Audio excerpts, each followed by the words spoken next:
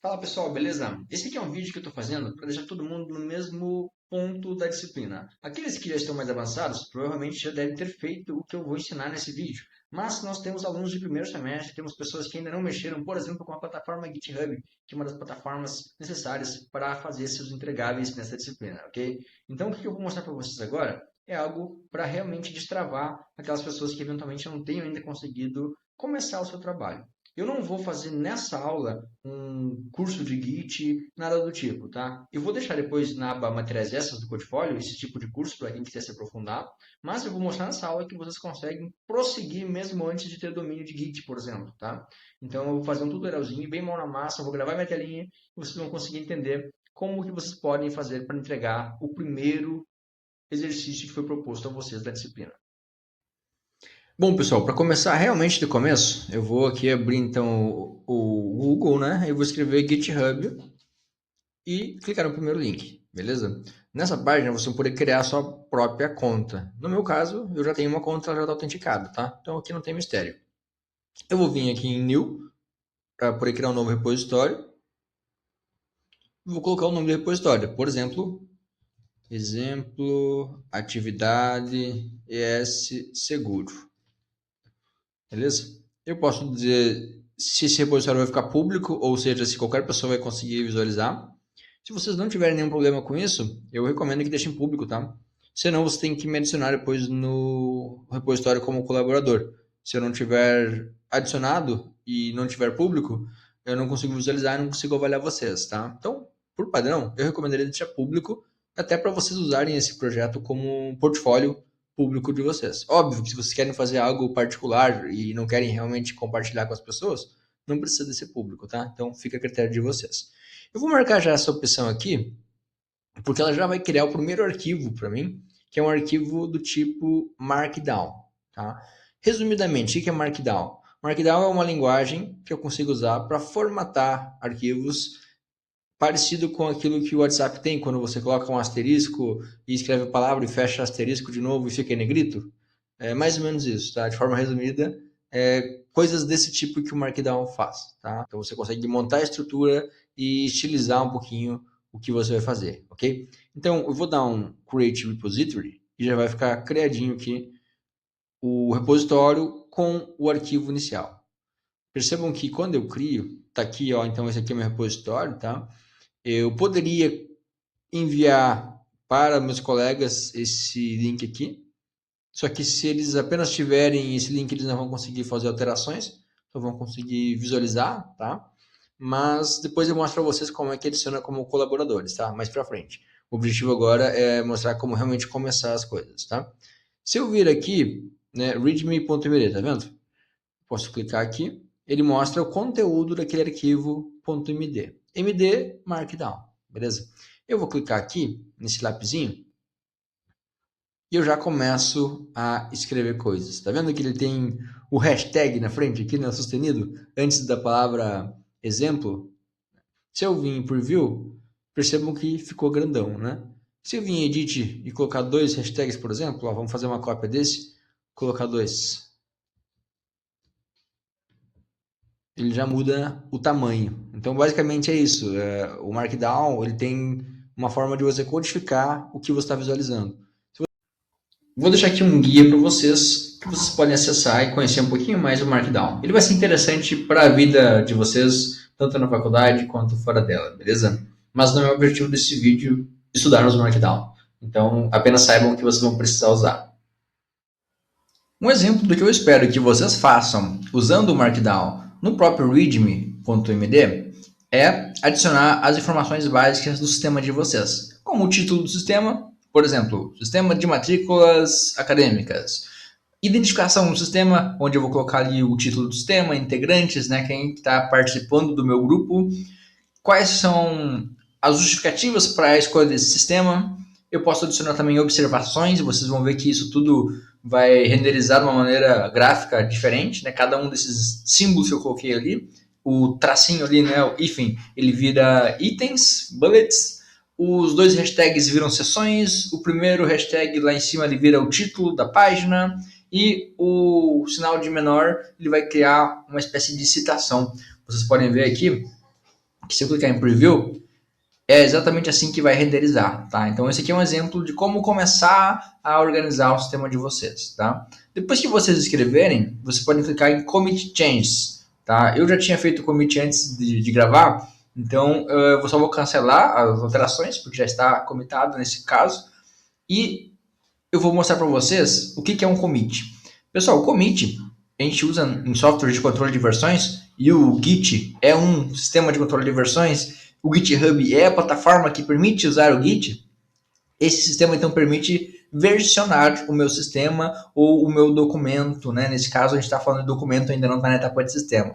Então o arquivo readme.md ele está versionado, ele está dentro do Git. Eu consigo a partir daqui ter a versão que foi comitada cada vez que alguém fizer um commit, de forma íntegra e sem ser alterada. Então, eu consigo ver aqui, por exemplo, nesse histórico de commits, e verificar que, olha, há 1 hora atrás, o Silvio ele fez um commit inicial. Se eu clicar aqui, nesse identificador único, eu consigo ver que não existia nada no documento e no commit inicial o Silvio escreveu exemplo atividade é seguro, que foi basicamente o que fez de forma automatizada quando eu criei o repositório. Tá? Eu consigo ver também lá no histórico, se eu voltar lá no history, eu consigo ver quem mexeu mais nesse repositório. Tá? Eu posso vir aqui no meu repositório e perceber aqui na lista de commits que teve uma outra alteração aqui feita pelo Silvio também, onde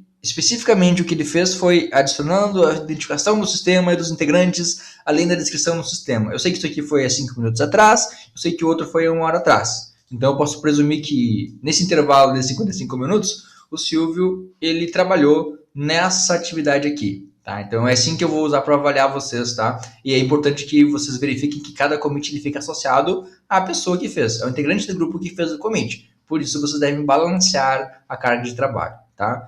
Resumidamente, pessoal, isso é o controle de versões, tá? É você salvar versões paralelas e toda vez que você abre um commit, vocês vão ver que fica em vermelhinho que foi removido, né? E fica em verdinho que foi adicionado. Então eu consigo ver o que cada usuário alterou. Se daqui a pouco um usuário lá, né, um integrante do meu grupo apaga o título sem querer e ninguém sabe o que aconteceu, quem apagou, usando os commits nós conseguimos puxar o histórico e verificar, opa, foi o Silvio que apagou o título do nosso projeto, por exemplo, certo? E mais do que isso, nós podemos ainda voltar, né, dar um rollback, ou seja, restaurar aquela versão do documento antes de ter sido danificada, por exemplo, antes de ter sido inserida determinado conteúdo, tá? Então, são como se fossem pontos de restaurações do documento de vocês, tá?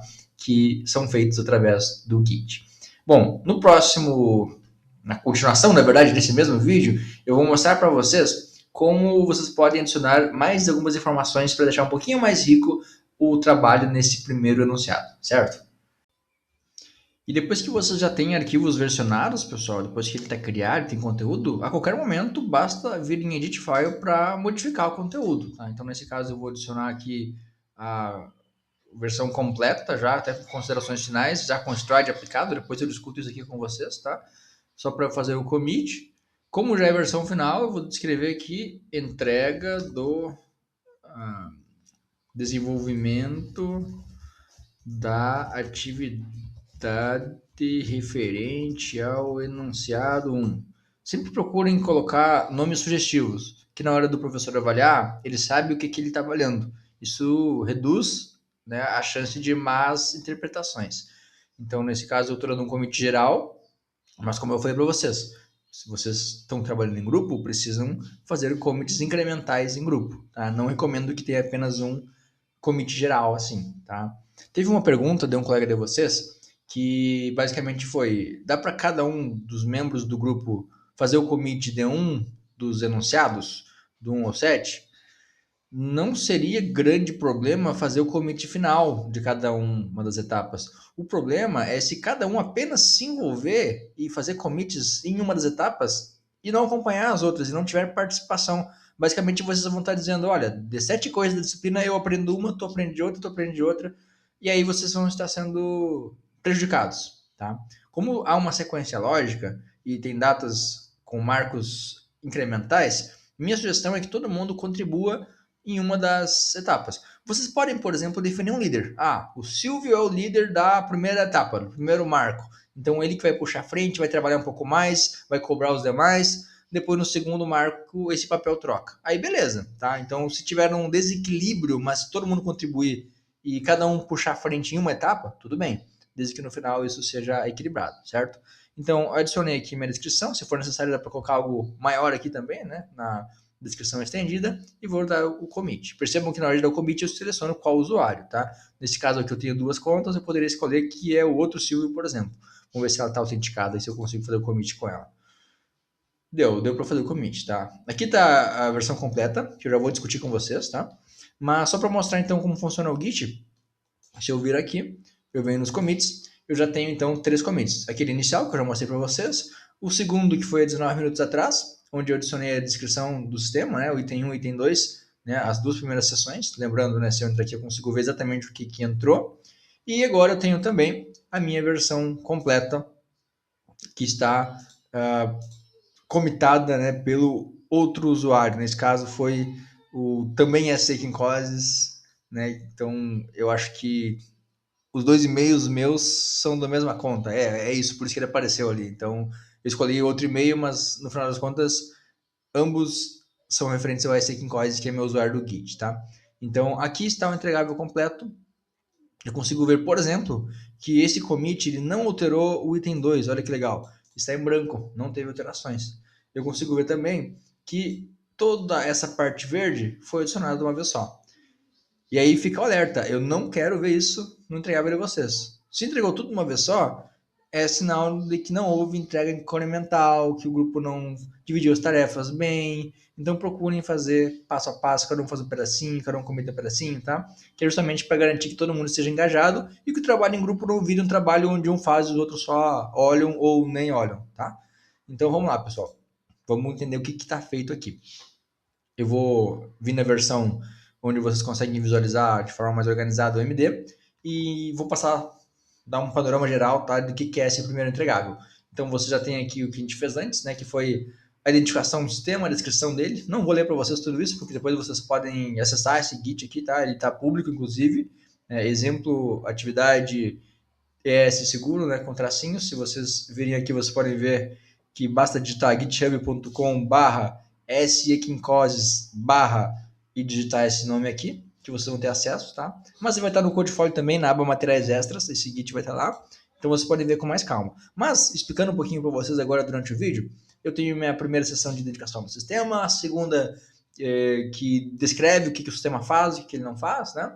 E na terceira eu já começo a dizer quem são os usuários, quais são os ativos e os pontos de interações.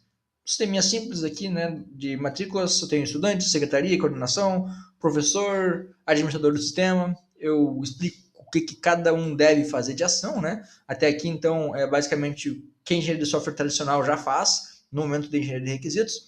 Temos os ativos importantes, que aí eu consigo já identificar, opa, se eu tenho esses usuários, esses perfis, um ativo importante é credenciais de acesso. Não pode vazar, não pode ser exposto.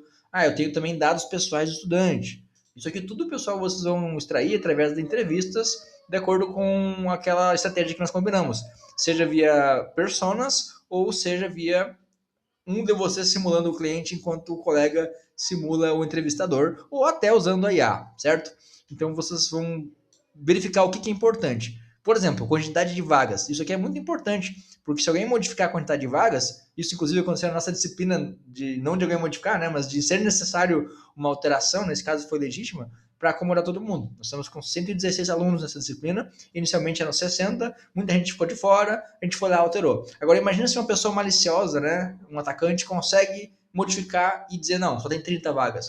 Nós teríamos uma grande parcela dos alunos que estão assistindo esse vídeo impedidos de se matricular na disciplina. Por isso que esse aqui é um ativo importante, tá? Então percebe que tudo isso aqui são coisas importantes para o meu sistema. O sistema de vocês vão ter outras coisas importantes também. Bom, identifiquei então os usuários e perfis. Quais são os ativos importantes? Vamos para os pontos de interação. O que é um ponto de interação? São as superfícies, né? Ou seja, nós temos ali o portal web, temos um serviço de autenticação, onde o dado pode sair do meu sistema e ir para esse serviço externo, né? E cada um deles vai ter uma função diferente, tá? Uma API, para quem não conhece, né? Uma API é basicamente um agente que está fora do nosso sistema e que ele é consumido, eu consigo enviar requisições para esse agente, né? API significa Application Programming Interface, né? Então, uma interface de programação de aplicações, onde eu consigo comunicar com essa API, né? E através dessa API eu consumir algum serviço. Então, o meu sistema ele pode ter essa comunicação e geralmente isso pode ser um ponto problemático, se não tiver segura essa API, por exemplo, né? Quando eu faço login com o Google, eu consumo, né, a API da Google para que eu consiga me autenticar no meu sistema. No Codifolio vocês devem ter percebido isso, né? Para entrar no Codifolio vocês fazem login com o Google. Então existe uma API, né, que permite que o Codifolio faça login com o Google. Então em algum momento entre Google e Codifolio, informações sensíveis são trocadas, tokens de acesso, etc. Então é basicamente isso que você tem que entender, tá? Quais são os elementos arquiteturais que podem estar envolvidos. Se você é do primeiro semestre e não tem essa noção completa, faz o que você consegue pensar. Pensa em telinhas, se ainda não sabe exatamente o que é um banco de dados, abstrai isso e faz da maneira que você consegue. Óbvio, né? Hoje tem recurso infinito aí para você pesquisar e entender um pouquinho melhor. Pode buscar inspiração com o IA também, fazer um exercício conversando com o ChatGPT. Não tem problema nenhum usar, desde que vocês saibam o que vocês estão fazendo e que vocês entendam o propósito da modelagem de ameaças, tá? Não tem problema usar IA, por exemplo, para fazer isso. Inclusive é recomendado, se vocês estão com dificuldades, pode usar ela como ajudante e, óbvio, né, recorrer ao professor também. Aqui eu fiz também uma figurinha que mostra como o sistema se comportaria, tá? Uma visão geral. Tem o estudante, tem a secretaria, o professor, o administrador, o que cada um deles faz, qual é o sistema que ele tem contato. Basicamente é um fluxozinho de como que isso modela meu sistema como um todo, tá? Bom, até o ponto 4, eu estava dizendo o que era meu sistema. No ponto 5, eu já comecei a verificar quais são as possíveis ameaças que meu sistema tem. Vou pegar um exemplo, tá? Não vou ler todos, tá? Spoofing. De acordo com a nossa última aula, um componente ou ativo, né, que pode estar suscetível a uma ameaça de spoofing, que é aquela ameaça onde você consegue ser personificado, uma pessoa passa pela outra, né, assume a identidade de um terceiro. Eu posso verificar que para que isso aconteça, por exemplo, alguém pode ter acesso a uma conta do estudante. Então, o ativo, que é a conta do estudante, que estava lá na minha lista de ativos lá em cima, ele é justamente o componente que pode estar associado a uma ameaça de spoofing. Então, esse ativo ele está ameaçado, né, por spoofing. Ou seja, se alguém roubar a senha do estudante, se alguém conseguir de alguma forma acessar a conta do estudante, o spoofing pode acontecer. Qual que é a ameaça identificada? Um atacante utiliza credenciais roubadas para acessar a conta do estudante. Então, na hora de identificar a ameaça, eu estou dizendo exatamente o que é. O spoofing é basicamente falsificar, né, como de forma genérica, mas aqui eu estou dizendo, olha, um tipo de spoofing que eu estou preocupado é o atacante usar as credenciais roubadas, então tem um roubo de credencial, para conseguir acessar a conta do estudante. Tá? Aqui eu materializei a ameaça. Qual que é o possível impacto se essa ameaça ainda permitir, né, que realmente o usuário ou o atacante faça isso, ou seja, se existir uma vulnerabilidade, essa ameaça não for tratada, se não existir um controle para isso, qual que é o impacto se alguém explorar essa ameaça? A solicitação ou cancelamento de matrículas em nome da vítima. Então percebe que uma das coisas importantes que o usuário estudante fazia é solicitar ou cancelar matrículas? Então, automaticamente, essa ameaça pode ter como impacto a solicitação indevida. Vou matricular um aluno da engenharia de software lá em cálculo 2 só na sacanagem, né? Então poderia ser um exemplo. Ou poderia simplesmente cancelar a matrícula em RP do cara que vai travar toda a vida dele nas outras disciplinas, né? No curso todo. Então, esse tipo de coisa são ações maliciosas e vocês podem prever através do Stride. Aqui tem exemplo com cada uma das letras do Stride, tá? Vocês podem não ter apenas um por letra, mas sim uma série de outras ameaças associadas a cada uma das categorias, tá? Posso ter 4, 5, 6, 7, 10 spoofing, posso ter 32 repudiation, pode ser que não tenha nenhum denial of service, é difícil, mas pode ser, né? Que daqui a pouco uma dessas categorias não seja coberta, tá? Mas lembrem, o Stride surgiu justamente para que vocês lembrem de quais são as ameaças e que vocês consigam fazer esse exercício de, não, peraí, como é que alguém pode fazer um tampering no meu sistema? Como é que alguém pode fazer um repudiation, né? O Stride está aí para lembrar, para guiar vocês na identificação de ameaças, ok? Depois disso, vocês podem ter uma sessãozinha 5.1 dentro dessa modalidade de ameaças, onde você pode interpretar de fato os resultados. Ou seja, o que essa análise está dizendo que pode acontecer, tá? Feito isso, tendo essa noção geral das ameaças, vocês podem começar a brincar de casos de abuso. E aí, para cada caso de abuso, você pode seguir essa estrutura. CA, ou seja, caso de abuso 01. Cancelamento de matrícula por meio de conta roubada. Percebe que aqui eu estou materializando e dizendo quem faz, qual é o objetivo, por que ele faria aquilo, né? Por que alguém abusaria isso? Um atacante externo, que é o ator, ele poderia fazer isso para prejudicar um estudante cancelando sua solicitação ou fazendo novas solicitações de matrículas. Então, esse seria um objetivo desse caso de abuso 01. Quais são as condições necessárias? O atacante ele tem que conseguir achar de alguma maneira as credenciais da vítima, o sistema não exige uma verificação formal, né, ou adicional para operações importantes, então nós temos aí uma vulnerabilidade associada. A conta da vítima pode ser acessada somente com usuários sem obtidos, ou seja, não tem autenticação em 2 fatores, ela não tem nenhuma barreira extra. Se isso tudo aqui for satisfeito, automaticamente nós vamos conseguir ter a pré-condição e estar aptos a fazer a exploração desse caso de abuso. E aí tem aqui o fluxo, né? Quais são os passos para eu conseguir explorar um sistema que tem essas vulnerabilidades? O atacante ele obtém usuário e senha do estudante. Ok, então o primeiro passo é ele obter. Depois disso, ele vai ter que fazer a autenticação usando, né, os documentos, né, as credenciais da vítima, né, que é do estudante que ele roubou a senha.